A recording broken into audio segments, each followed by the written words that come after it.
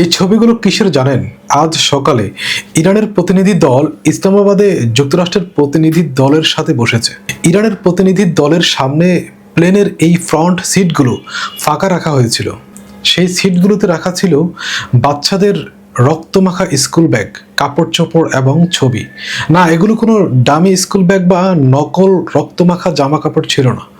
এগুলো ছিল ইরান যুক্তরাষ্ট্র যুদ্ধে নিহত স্কুলের বাচ্চাদের আসল ছবি, তাদের ব্যবহৃত স্কুল ব্যাগ এবং রক্তমাখা জামা কাপড়, যেগুলো ঘটনাস্থল থেকে উদ্ধার করা হয়েছিল।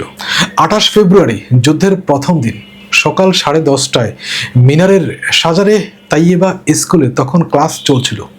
7 থেকে 12 বছরের ছেলেমেয়েরা পড়ছিল। টাবাহক মিসাইল এসে আঘাত করলো, একবার না 3 বার। প্রথম আঘাতের পর প্রিন্সিপাল বাচ্চাদের নামাজ ঘরে নিয়ে যান। অভিভাবকদের ফোন করেন। দ্বিতীয় মিসাইল আঘাত করে ঠিক সেই নামাজ ঘরে। তারপর তৃতীয়বার। 168 জন নিহত, 110 জনই স্কুল শিশু, 66 ছেলে, 54 মেয়ে, 26 জন শিক্ষক। প্রিন্সিপাল নিজেও শহীদ হয়েছেন। এক মা জাতিসংঘে দাঁড়িয়ে বলেছিলেন, সেদিন সকালে ওদের চুল আশ্রয় দিয়েছিলাম, জুতা পরিয়ে দিয়েছিলাম, ব্যাগ কাঁধে তুলে দিয়েছিলাম। ওরা বলেছিল, মা স্কুল শেষে নিতে এসো। এই কথাটা এখন 1000 বার মাথায় ঘুরে। আজ সেই ব্যাগ আর জুতাগুলোই ইসলামাবাদে গেছে। 86 জনের প্রতিনিধি দলের সাথে স্পিকার, পররাষ্ট্রমন্ত্রী, জাতীয় নিরাপত্তা উপদেষ্টা, কেন্দ্রীয় ব্যাংকের গভর্নর, বিজ্ঞানী, আইনবিদ, অধ্যাপক, প্রতিটি বিভাগের সেরা মানুষগুলোকে নিয়ে, যেন কোনো ফাঁক ফোকর দিয়ে ঠকানো না যায়। আর নেগোসিয়েশনে বসার আগেই ইরান প্রমাণ করে দিয়েছে তারা দুর্বলতা থেকে আসেনি। ট্রাম্পকে বাধ্য করেছে ইরানের 10 দফা শর্তের ভিত্তিতে আলোচনায় বসতে। লেবাননের সিজফায়ারে শর্ত আদায় করেছে। আমেরিকা ইরানের $6 বিলিয়ন আনফ্রিজের দাবি মেনে নিয়েছে। এমনকি টুইটের ভাষা পর্যন্ত ঠিক করে দিয়েছে। ইরান যুদ্ধবিরতিতে রাজি ছিল না। আমেরিকা পাকিস্তানকে বাধ্য করেছে ইরানের সাথে আলাপ করে যুদ্ধবিরতিতে আসার জন্য। আপনি যদি যুদ্ধের পরিসংখ্যানের দিকে তাকান, তাহলে দেখবেন এই যুদ্ধে ইরানের প্রচুর মানুষ মারা গেছে এবং অনেক মানুষ আহত হয়েছে। তারপরও তারা কোনো সিজফায়ার বা যুদ্ধবিরতি চায়নি। এই অসম যুদ্ধ চালিয়ে যাওয়ার জন্য তারা দৃঢ় প্রতিজ্ঞ ছিল। কারণ এই যুদ্ধে ইরান প্রমাণ করে দিয়েছে আমেরিকা আর আজেও নয়।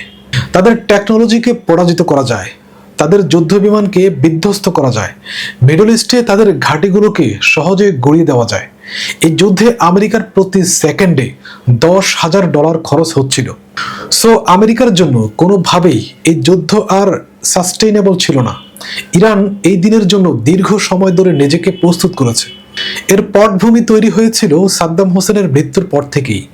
তখনই তারা বুঝতে পেরেছিল পরবর্তী লক্ষ্য তারাই হতে পারে। সেই সময় থেকে, এমনকি তারও আগে থেকে, তারা নিজেদেরকে প্রস্তুত করতে শুরু করে। তারা শিক্ষার মান উন্নত করেছে, প্রযুক্তিতে স্বনির্ভর হওয়ার চেষ্টা করেছে এবং নানা প্রতিবন্ধকতার মধ্যেও বিকল্প অর্থনীতি গড়ে তুলেছে। এক কথায় পুরো বিশ্বের সাথে একা লড়াই করেও তারা নিজেদের অবস্থান ধরে রেখেছে। আজকের এই দিন একটি সুপার পাওয়ারকে আলোচনায় বসতে বাধ্য করা, এটি তাদের বহু বছরের পরিকল্পনা ও পরিশ্রমের ফল। অনেকেই ইরানের আজকের সাফল্য নিয়ে গর্ব প্রকাশ করছে, তবে এই সাফল্যের পেছনের কারণগুলোও বোঝা জরুরি।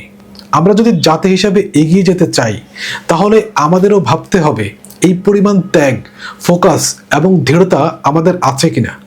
আমরা কি শুধু অন্যের অর্জনে গর্বিত থাকবো, নাকি নিজেরাও নিজেদের পায়ে দাঁড়ানোর চেষ্টা করব?